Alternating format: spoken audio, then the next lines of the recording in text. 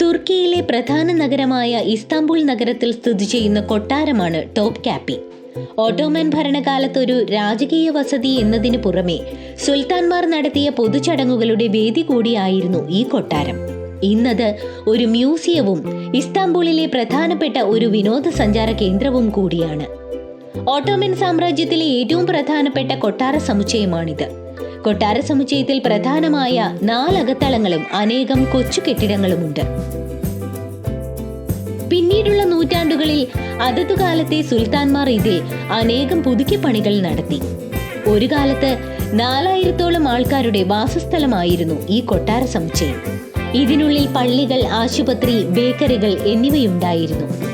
ഇപ്പോൾ ഈ കൊട്ടാരത്തിന്റെ പൂന്തോട്ടങ്ങളിലൂടെ ചുറ്റി നടന്ന് കെട്ടിടങ്ങളും വർണ്ണാഭമായ ടൈലുകളും ഇസ്താംബൂളിലെ അതിന്റെ സ്ഥാനത്ത് നിന്നുള്ള കാഴ്ചകളും കാണുന്നത് വളരെ സന്തോഷകരമാണ്.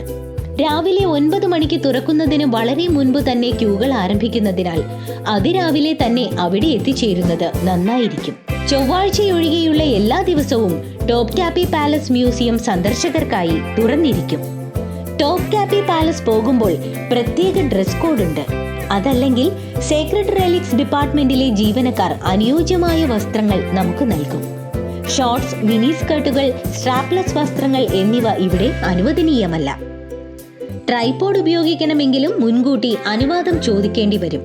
ഇതൊക്കെയാണെങ്കിലും അതിമനോഹരമായ കാഴ്ചകൾ കൊണ്ട് ഏറെ വ്യത്യസ്തമാണ് ടോപ്പ് കാപ്പി പാലസ്.